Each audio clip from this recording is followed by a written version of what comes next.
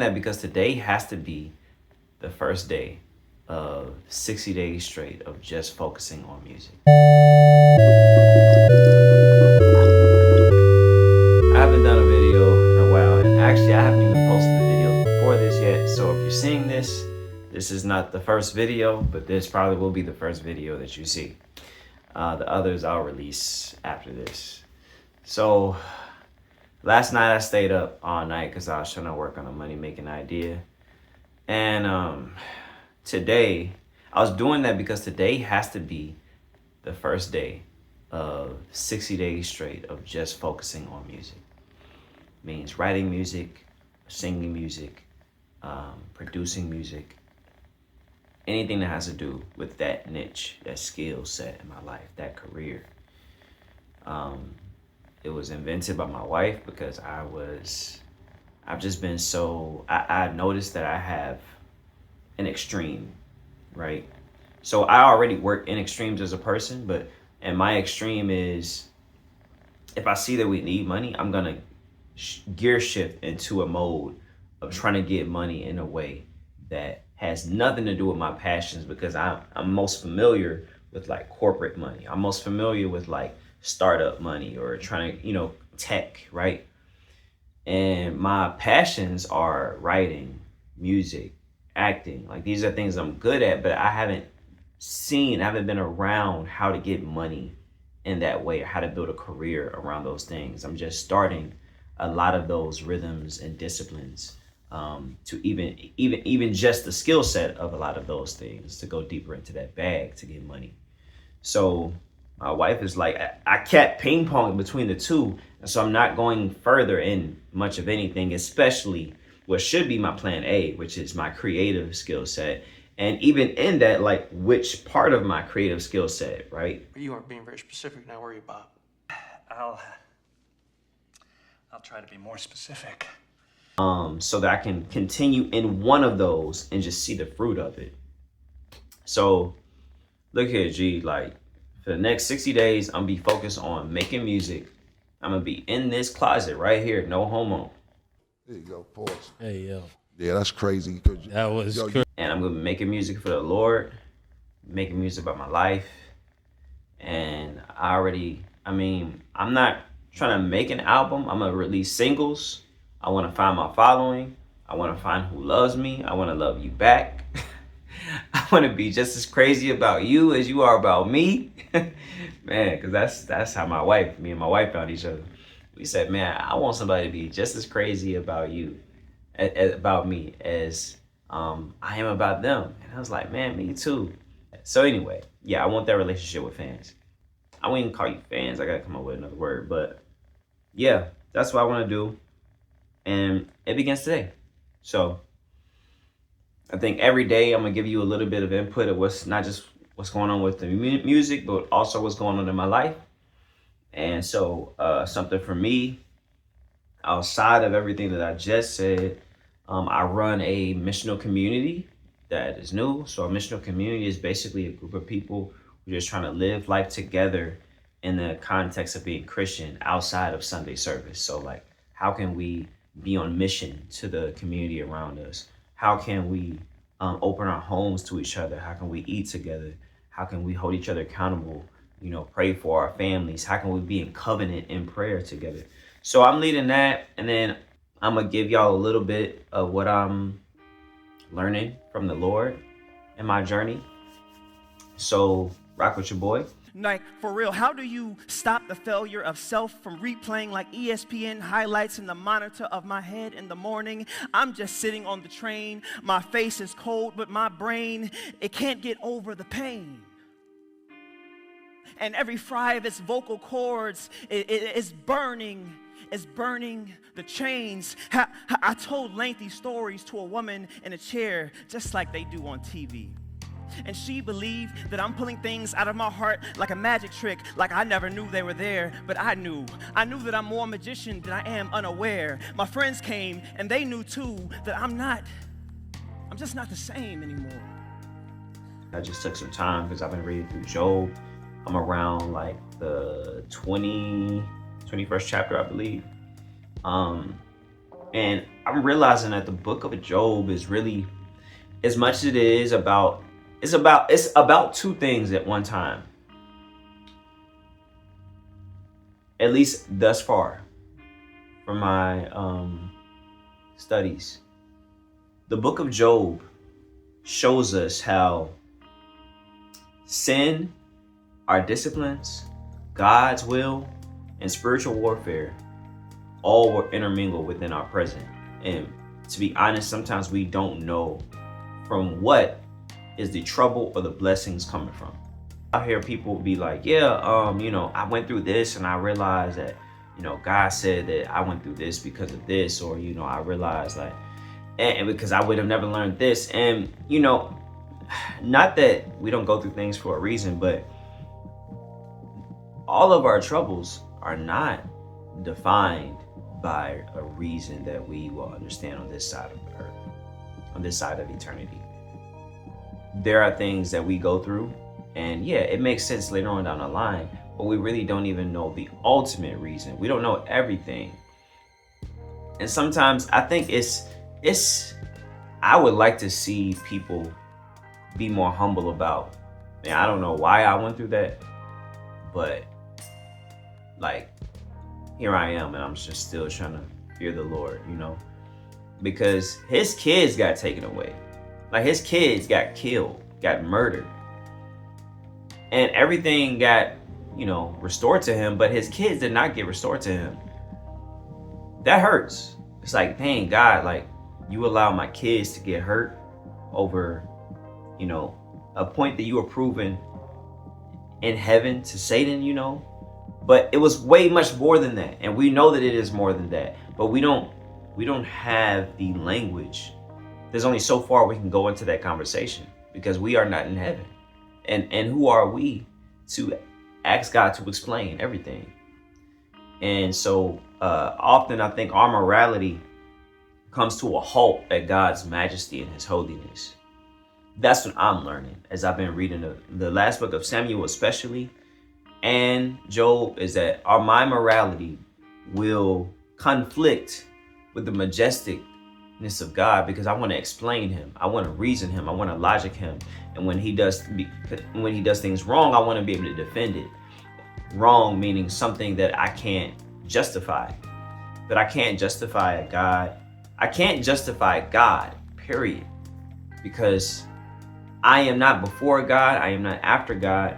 And my mind is only limited and allowed of what he allows. So therefore, I cannot justify or nor non-justify God. And so being able to just wrap my mind around that, and there's a few other things too, but I think that's the most part of it.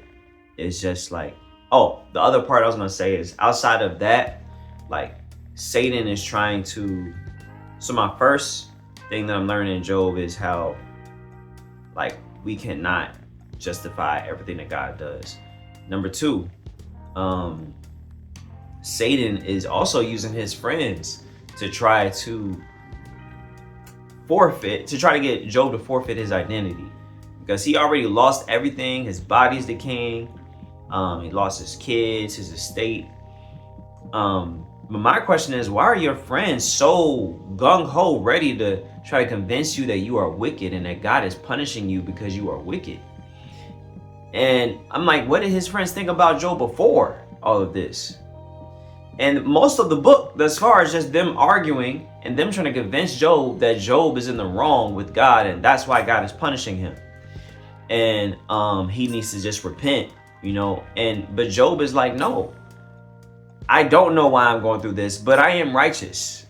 And it's him standing on his identity and on the works that has come along with his identity, his faith, that he is righteous. I think a lot of times, I know for myself, when I go through troubles, the first thing I do is I'm ready to condemn myself. Like, dang, I must have done something, or God is punishing me for something that I did.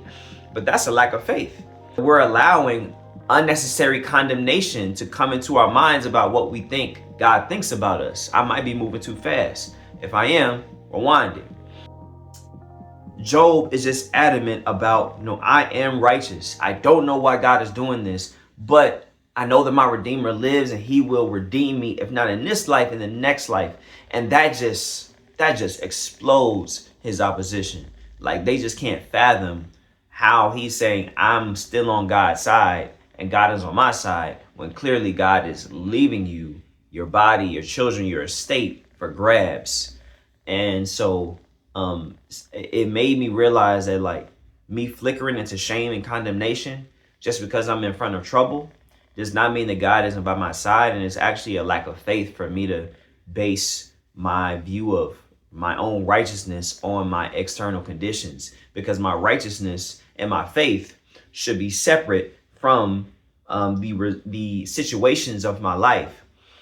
My situations are not correlative all the time to my faith and my righteousness. Righteous people get killed too. Righteous people go through trouble too. Right? God allows them to go through trouble too. God allows them to be blessed too. God allows evil people to be blessed too. God allows evil people to go through stuff too. There is not concrete rules for all of this, which goes back to my greater point. The first one, we cannot justify and confine God to these conditional if, ands, whys, and conditions of what our life is gonna be like if we serve Him.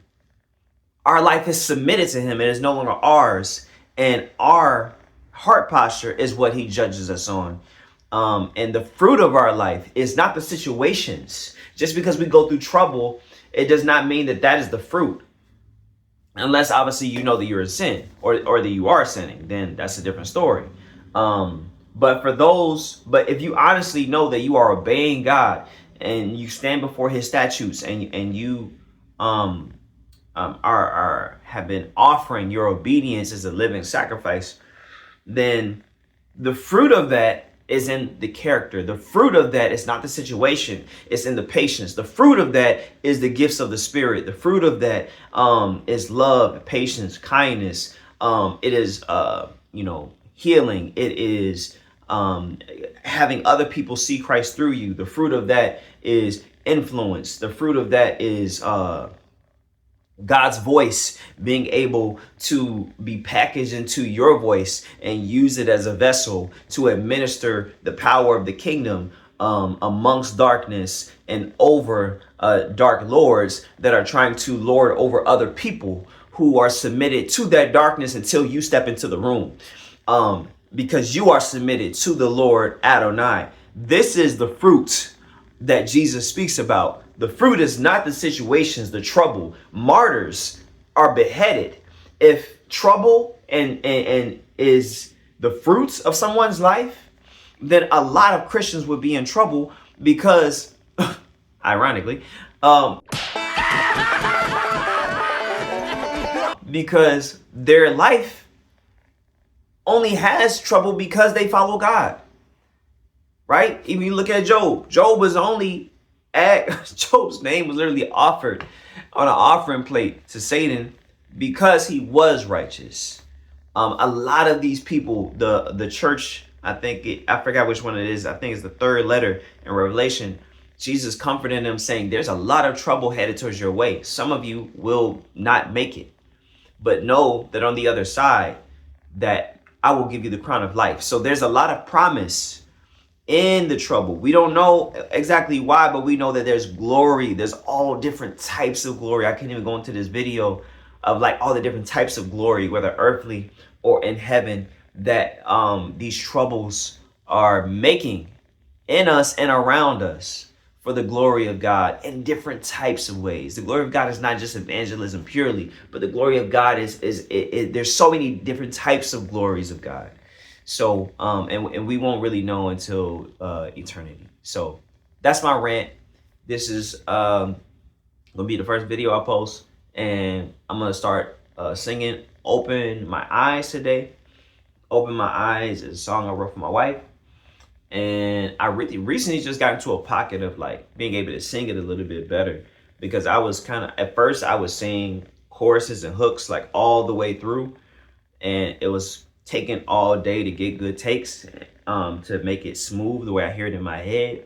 And then I started doing smaller takes, which was great for my learning curve. But I'm starting to notice that it takes the energy a little bit out of who I am as a singer. So I'm trying to find the medium of like not having super long takes, breathing well in those takes, and but not and not taking the energy out of the song, the soul that I'm putting into the statements that I'm saying. So, all right, here we go.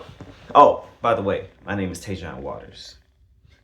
Wait, no, not that, because that's Devil Horns.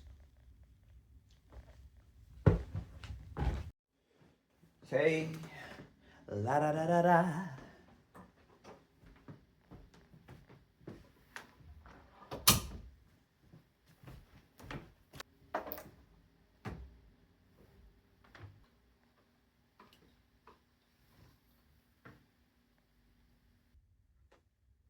But actually, before I do that, I'm kind of hungry. Let me go eat.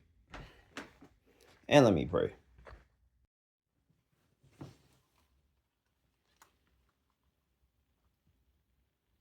Actually, I'm gonna have to just bring y'all in here so the air from out here don't get in my recording. Here we go. I never left you, never left you, never left you. Open your eyes. Never left you. Open your eyes. Open your